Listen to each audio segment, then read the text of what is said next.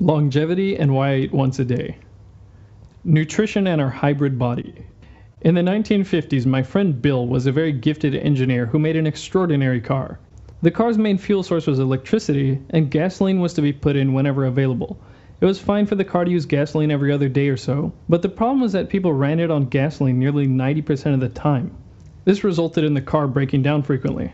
All the while, Bill was trying to tell people, use it the way it was designed. Despite his advice, people continued to theorize about how to properly use the car. Bill went bankrupt and left the automotive industry soon after. The situation my poor imaginary friend Bill found himself in is quite like our modern health environment. How did eating get so complicated? Most of us just want to feel good, look good, and live a long life. You would think by now there would be a straightforward consensus on what our eating habits should look like. But we're faced with countless trains of thought on the topic. Maybe we're supposed to be doing the ABC diet or the XYZ diet or something in between. One of the first diets was proposed by a man named George Shane in 1724. Now on Amazon you can find over 50,000 different books on the topic.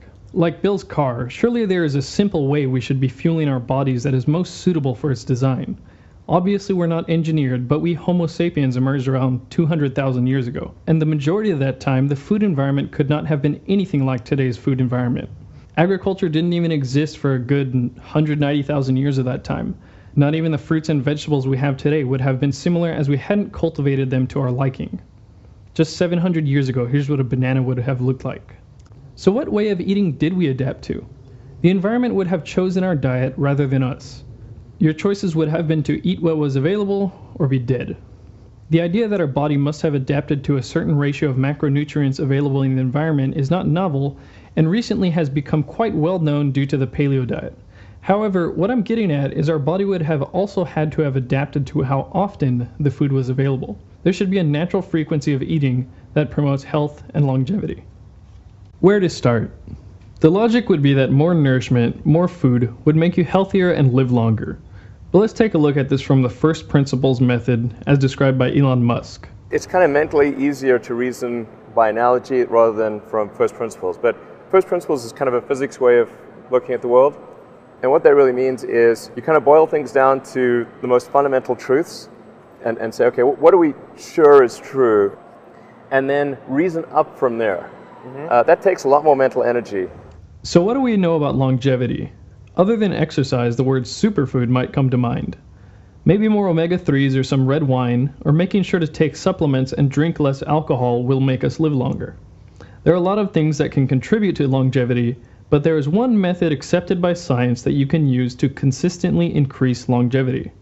If I take any organism on the planet Earth, from yeast cells to spiders, insects, rabbits, dogs, and I reduce their caloric intake by 30%, they live 30% longer. The only organism which has not yet been deliberately tested by scientists are Homo sapiens. Let's start here. For some time, the conventional wisdom has been that you need to get 3 balanced meals a day to stay healthy. Ever since I was a kid, breakfast, lunch, and dinner seemed as natural as sleeping or going to the bathroom. Breakfast was the most important meal of the day. I needed a healthy lunch to focus on the rest of the school day, and being sent to bed without dinner was child abuse. This situation is basically the same in Japan where I live now, as with the rest of the world. If we want to reduce caloric intake to increase lifespan, the only choice then is to eat less at each meal, because we need 3 meals, right? But where did this 3 meals a day idea come from? As Abigail Carroll suggests in her book, 3 Squares: The Invention of the American Meal, eating 3 meals a day was basically invented due to culture. When European settlers got to America, they found Native Americans were basically just eating whenever they felt the urge to, rather than at specified times. The Europeans took their lack of defined eating times as evidence that they were uncivilized and had them change. In short, the 3 meals a day paradigm is not based off of our biological needs. How our environment designed us. In a hunter-gatherer culture, it wasn't surprising at all to feast on a big catch, then survive on very little or no food for an extended period of time until they were in need of another big source of fat and protein. In fact, the environment up until now would suggest that if we could not do that, we probably wouldn't be alive to be reading about dieting. The Piraha people, an indigenous hunter-gatherer group of the Amazon rainforest, was extensively studied by an anthropological linguist named Daniel Everett. He found they do not eat every day or even attempt to do so. They were even aware of food storage techniques, yet never used them except to barter with Brazilian traders. When questioned about why they do not store food for themselves, they explained, "I store meat in the belly of my brother." Until the advent of agriculture, eating 3 meals a day, and in some cases even eating every day, was a near impossibility. Some of you may be pointing to the fact that the life expectancy in the Paleolithic era was much lower than now at around 33 years as a sign that our modern eating habits are healthier. However, infant mortality rate was a big factor in bringing that number down. You have to understand that one of the effects of modern civilization and technology is that you can be unresourceful or made up of weak genetic material and not die. As Doug McGuff explains about the life expectancy back then, it didn't really have anything to do with anabolic-catabolic balance or long-term health benefits because there were older survivors. And the fossil evidence of those older survivors, based on ligamentous attachments and bony assessment and bone mineral density, was they were extraordinarily robust. Glucose metabolism and how conventional wisdom screwed us. The common misconception is that a stable blood glucose is necessary for survival, which would biologically justify 3 meals a day. Bear with me through a bit of biochemistry to understand why constantly consuming carbohydrates to maintain blood glucose is not only unnecessary, but can be a detrimental and vicious cycle. So, after you eat some carbohydrates, bread, pasta, candy, whatever, glucose enters the bloodstream and insulin is secreted to distribute the glucose properly. Via an insulin receptor, glucose enters the cells to produce energy. This can only happen at a certain rate, so to avoid overloading the cell with glucose or having glucose sit in the bloodstream, 70 grams can be stored in the liver and 200 grams in the muscle. So you have your morning bagel and some frappe. Whatever you want. Some vanilla bullshit, latte, kappa thing, whatever you got. I don't care. And you've stored all the glucose you can store. So it has to go into your body fat. As well as storing it as energy, your body puts it in your body fat because the fat cells have less complex machinery as the other cells. Too much glucose can bind to proteins and muck up the machinery of the cells in a harmful inflammatory process called glycation. It's kind of like pouring pancake syrup into a car engine. The problem here is that if your energy levels start to wane, you can't tap the energy out of your stored body fat because the hormone that does that, hormone-sensitive lipase, is sensitive to insulin. Insulin will not allow you to tap body fat for energy.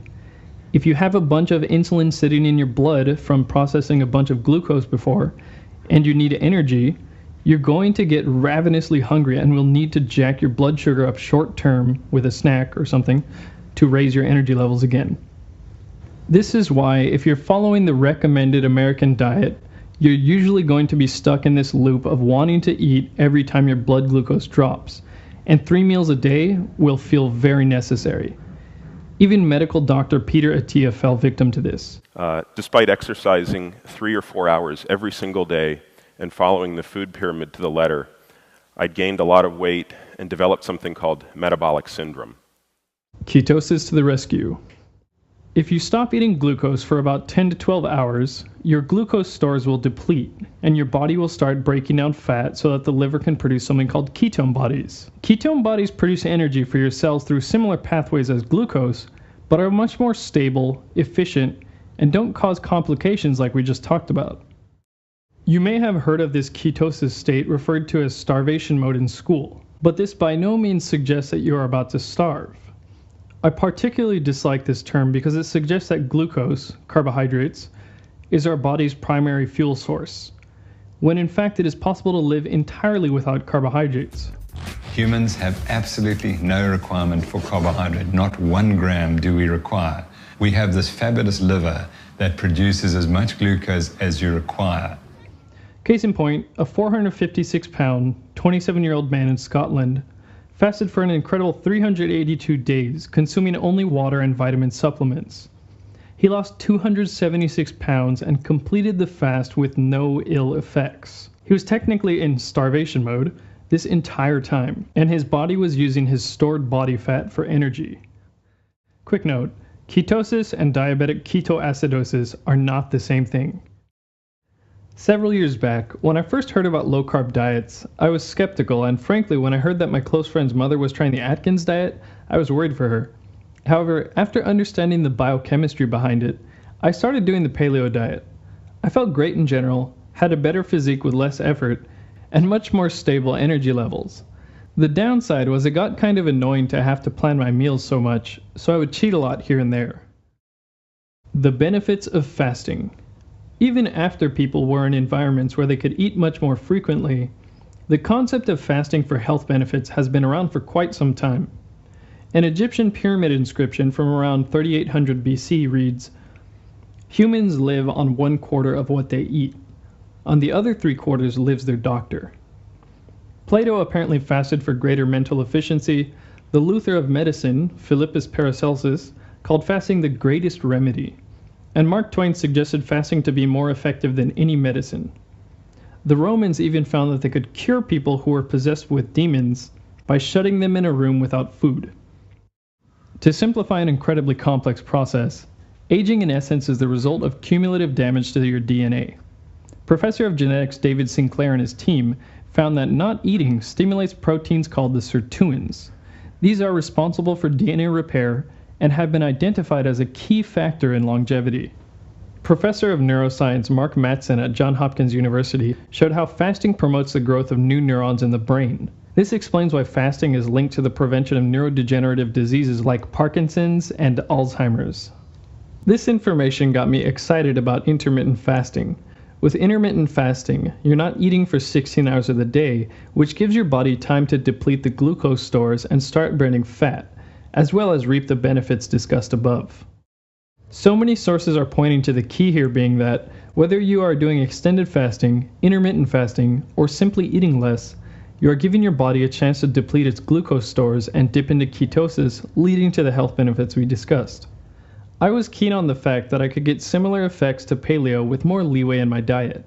The problem with intermittent fasting was I found myself craving food outside of the 8-hour period, and I still had to be somewhat strict with what I ate, although of course not as strict as my 3 meals a day regimen. Upton Sinclair, who was born in the late 1800s and lived to the swell age of 90, published a book in 1911 called The Fasting Cure. The book was inspired by the personal accounts of 250 people who cured some ailment with extended fasting. The ailments range from colds, headaches, constipation to arthritis, valvular heart disease, and cancer. Dr. Alan Goldhamer spoke about how in 2012, a 42-year-old patient cured her cancer, stage 3 follicular lymphoma, with a 21-day fast.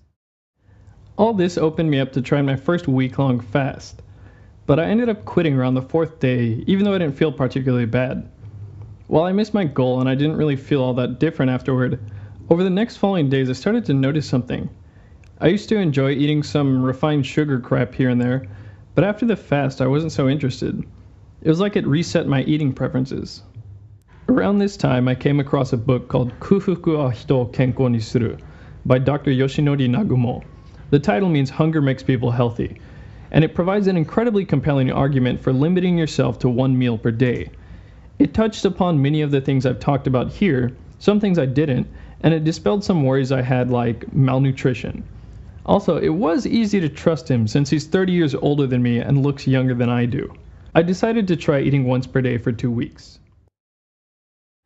For 3 weeks prior to starting, I had been showing my little sister around Tokyo while eating basically anything and everything that looked good. I started the Nagumo plan the day after she left, and the first 3 days were definitely the hardest. When the clock hit around 11 a.m., I realized I wasn't getting the joy from eating that I was used to around this time of day, and started really wanting to eat. My stomach didn't particularly hurt. It was the equivalent of not being able to play video games when getting home from middle school. Around 4 p.m. was when I was convinced that I was really hungry and needed to eat. Waiting another 30 minutes until 4:30 p.m. to eat was like pushing through a last set of squats. The next 2 days were slightly easier, and come the 4th day, I realized I wasn't looking at the clock thinking, only 4 more hours to go. A week later, I decided to put the diet to the test by doing a 50-kilometer bike ride to Atsugi from Tokyo. I hadn't been working out all that much, and a usual bike ride for me was about 3 kilometers. It was, unsurprisingly, difficult, but I never felt really physically weak. I had hunger pangs earlier than normal, but I didn't feel like I had less strength from a lack of food. This made me decide to stick with eating once per day. It's been a month since I started, and I feel great in general. My energy levels are very stable, I feel more focused, and surprisingly, I have less problems with hunger compared to intermittent fasting. Even if I don't eat the healthiest meal, I can now feel confident that my body will have more than enough time to empty out whatever excess glucose or toxins I ingested. The only time I do crave unhealthy food is when I've had some alcohol. Looking back, it's hard to imagine having to pile so much food into my stomach throughout the day. Other than the health benefits, one other reason I do this is the same reason Steve Jobs wore basically the same thing every day. It makes choosing easier, and it frees my brain up to focus on other things. At least for myself, the amount of new information I get only changes my behavior by a small factor. For example, if I increase my knowledge about the detriments of alcohol by, say, 60%, maybe I'll cut my intake by 30%. With this article alone, I'm not expecting you to suddenly start eating once per day, but hopefully you can start giving your body a break and eat when you need to, not when the clock says you should. If you like this, be sure to subscribe. I'm trying my best to have a new video out at least every 2 weeks, so stay tuned. You can see my last video here.